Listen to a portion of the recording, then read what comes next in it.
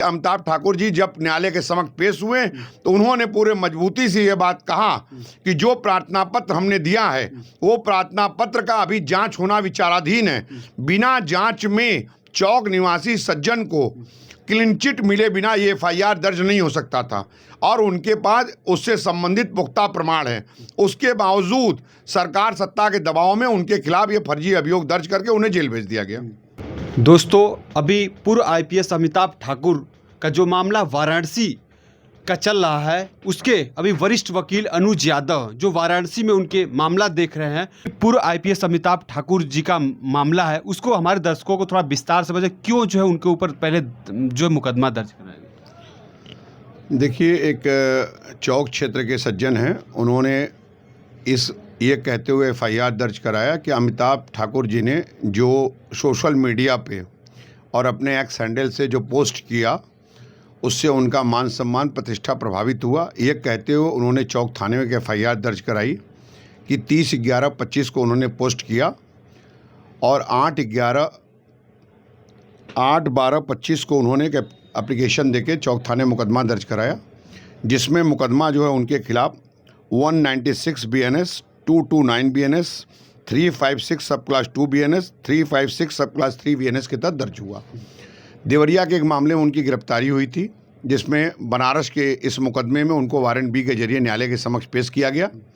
इसमें जो धारा लगा हुआ है 356 सब क्लास 2 और 356 सब क्लास 3, ये जो है जो आईपीसी से BNS में चेंजेस हुआ, इसमें जो है 1 साल की सज़ा है, ये जमानती अपराध है। लेकिन इस दोनों सेक्शन को सत्य परीक्षणी बना दिया गया, इसे सुनने का अधिकार जज को दे दिया गया। मजिस्ट्रेट साहब इस अपने जमानत प्रार्थना पत्र को नहीं सुन सकते हैं। इस आधार पर लोअर कोर्ट से मैंने उनकी बेल को निरस्त कराकर सेशन में बेल दाखिल किया है, जिसमें सुनवाई के लिए जिला और सत्र न्यायाधीश महोदय के समक्ष 2 जनवरी 2026 लगा हुआ है।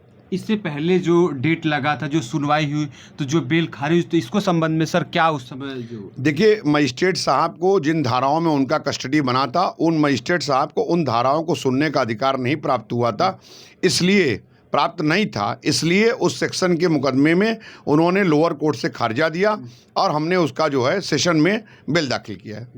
तो क्या लगता है कि सर 2 तारीख को जो है अमिताभ ठाकुर जी का रिहाई हो सकती है? 2 तारीख सुनवाई के लिए लगा हुआ है। अगर उनका बेल कमेंट आ जाएगा तो मुझे पूरी उम्मीद है कि न्यायालय उनके साथ न्याय करेगा।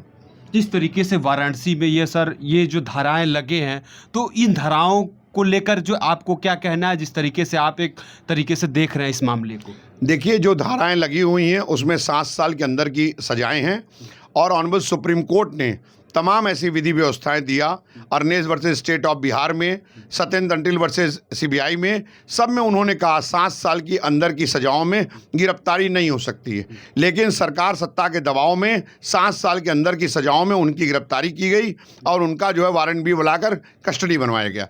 इसका हमने लोअर कोर्ट में विरोध किया, लेकिन मजिस्ट्रेट साहब ने रिमांड को परमिट कर दिया।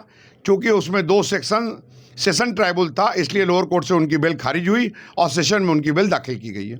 सर, मामला को आसान भाषा में बता दीजिए। मामला ये था कि जो उन्होंने चौक थाना अंतर्गत निवासी सज्जन के खिलाफ अपने एक्स पर, अपने यूट्यूब पे उन्होंने जो आरोप लगाया था, वो कहते हैं कि वो आरोप जो है चौक थाना निवासी सज्जन कहते हैं कि वो आरोप फर्जी है और बिना किसी साक्ष्य के उनके मान सम्मान प्रतिष्ठा को जो है क्षति पहुंचाई गई। जबकि अमिताभ ठाकुर जी जब न्यायालय के समक्ष पेश हुए तो उन्होंने पूरे मजबूती से ये बात कहा कि जो प्रार्थना पत्र हमने दिया है वो प्रार्थना पत्र का अभी जांच होना विचाराधीन है। बिना जांच में चौक निवासी सज्जन को क्लीन चिट मिले बिना ये एफआईआर दर्ज नहीं हो सकता था और उनके पास उससे संबंधित पुख्ता प्रमाण है। उसके बावजूद सरकार सत्ता के दबाव में उनके खिलाफ ये फर्जी अभियोग दर्ज करके उन्हें जेल भेज दिया गया। ठीक है, तो दोस्तों आपको बता दें कि वरिष्ठ वकील अनुज यादव जी है, जो पूर्व आईपीएस अमिताभ ठाकुर का वाराणसी में मामला देख रहे हैं। आपको बता दें कि अमिताभ ठाकुर जो वाराणसी में कप सिरप कांड को लेकर बयान दिया था, उनका बयान ये था कि जो है अमरीश सिंह भोला वाराणसी के नेता और धनंजय सिंह को लेकर उन्होंने कहा था कि जो है मुख्यमंत्री योगी आदित्यनाथ उनको बचा रहा है। इसी को लेकर जो है अमरीश सिंह भोला के द्वारा जिस तरीके से जो है मुकदमा दर्ज किया गया और उन्होंने कहा कि ये झूठा जो आरोप लगा जा रहा है, इसी सब मामले को लेकर चौक थाने में ये मुकदमा दर्ज कराया गया था। इसी संबंध में जो है आपको बता दें कि वरिष्ठ वकील अनुज यादव जी कह रहे हैं कि 2 तारीख को जो है फिर से जो है उनका बेल लगा है, सुनवाई है कोर्ट में। तो अब देखना होगा कि जो है क्या होगा, लेकिन जो वकील साहब ये आश्वासन जरूर दे रहे हैं कि जो पूरा हमारा प्रयास होगा कि उनकी रिहाई हो जाए।